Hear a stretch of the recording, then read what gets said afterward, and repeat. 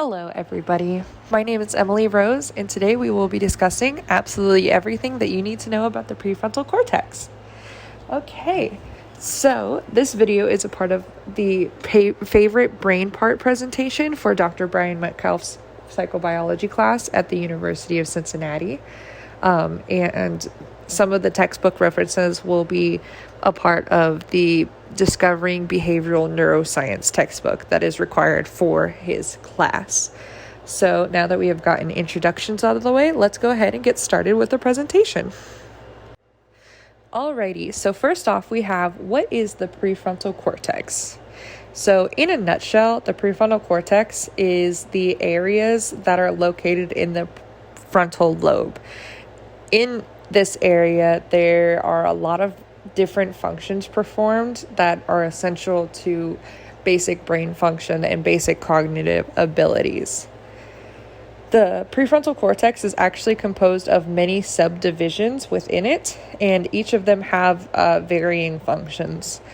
Now, because there are so many, we're not going to be covering all of them. I'm going to be focusing on the three main ones that are discussed in the textbook. And those are the dorsolateral prefrontal cortex, the ventromedial prefrontal cortex, and the orbital frontal cortex. Now here I did include a couple figures of the prefrontal cortex. We have a couple labels. As you can see, there are way more subdivisions, and you can also see where the three main ones that we are going to be talking about are located. The dorsolateral prefrontal cortex is located on the top surface of the prefrontal cortex, whereas the ventromedial prefrontal cortex is located at the bottom of the cerebral hemispheres. Now, there's a little bit of a confusion. When you do look at certain figures, they will say either ventromedial or ventral or orbital frontal cortex. A lot of psychologists will combine the two just because of how close they are in location and proximity. But technically, the orbital frontal cortex is located just above the eye sockets. So all of these different highlighted parts have different functions depending on where they are in the brain. And a very interesting note that we are also going to be discussing later on in the video is that they can vary between the left and the right side of the brain as well, which I think is super interesting. In a nutshell, the entirety of the prefrontal cortex's main function is to regulate our actions and our actual cognitive thinking. Another big thing is there are some psychologists that believe that the prefrontal cortex plays a major role in our personality and in our actual consciousness, which is something that we will discuss later. Alrighty, so before we get into the essential functions of the prefrontal cortex, I did want to touch base on the development of it because I think it is very interesting in comparison to other parts of the brain. So the prefrontal cortex actually takes significantly longer than most parts of the brain to develop. It develops and doesn't fully mature until about 2 decades after you're first born. So it starts maturing at around adolescence, and then it fully matures in your 20s. But the amount of development and changes that happen in that section of your brain from birth to adolescence is insane. When we discuss further about the functions of the prefrontal cortex and how it affects your decision making and how it affects your cognitive abilities and impulses, it will be really cool to see the differences in that and age, which is why I just wanted to touch base and explain explicitly how much it changes throughout your age.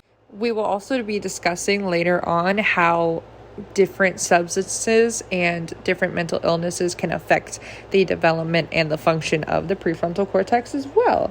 But once again, I'm getting ahead of myself, so let's go ahead and finally talk about the functions of the different parts of the prefrontal cortex. So the main function of the prefrontal cortex as a whole is, of course, executive functioning and cognitive abilities, but where the dorsolateral prefrontal cortex comes in, it gets more specific. That is the part of the brain that focuses on the planning, on the abstract reasoning, and really that problem-solving portion of your brain. This is where you'll retain information with memory and how you recognize certain things and how you perform behavioral tasks. The left and the right side of the dorsolateral prefrontal cortex also have slightly differing functions as well. So the left side is more negative information and emotions. So that's more like negative feelings and decision making, whereas the right side is more positive emotions. That's where you receive those reward functions and all of those positive aspects of your emotions.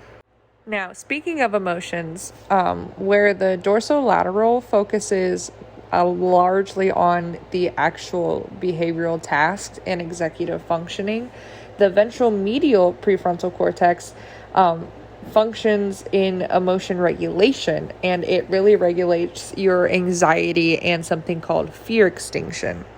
So this is the part of the brain that really psychologically focuses on stress and fear and how you're going to react in those times. Obviously there are other parts of the brain that also help with that, but this part of the prefrontal cortex specifically works in those areas. Now on to the orbital frontal cortex. That part of the prefrontal cortex primarily focuses on the rewards and punishments. So like how we were talking about how the left portion of the prefrontal cortex is more negative and the right is more positive, the orbital frontal cortex is where you will see a significant difference in comparison to other parts of the prefrontal cortex. This will also focus on more of the sensory inputs, obviously, because it does focus on the rewards and punishments of different things, and it affects your mood and personality. Something else I did want to cover is how abnormalities of the prefrontal cortex affect your personality and your cognitive functions. So as we know, and as we've touched base on, the prefrontal cortex affects a lot of your brain, a lot of your personality, and a lot of your decision making. So how would certain abnormalities affect that? Well, for instance, we can look at mental illness such as ADHD or schizophrenia. In these mental illnesses, you will see a higher rate of impulsiveness, of less control in your emotions, more aggression, and it does have to deal with the difference in your prefrontal cortex's anatomy in comparison to neurotypical people. Another abnormality would be certain substances such as alcohol or drugs and how it affects your prefrontal cortex. So once again, when we see people who are impaired and under the influence, it impairs your emotions, it impairs your impulses, and it can also cause a difference in aggression and your change in personality. This also occurs in brain injuries. There has been studies saying that effects of damage to your prefrontal cortex can cause a decrease in empathy. It can cause short-term memory loss, obviously because of the cognitive functions, and it can cause overall significant changes in your personality. So those are just some things that I wanted to touch base with to really emphasize the significance that the prefrontal cortex has in your personality and your cognitive function, and B, the different things that can affect it. So with that being said, I think that will conclude my video on my favorite brain part. Thank you for listening, and I really hope that you enjoyed. I'm going to include some resources that I used at the end of this video. Thank you and goodbye.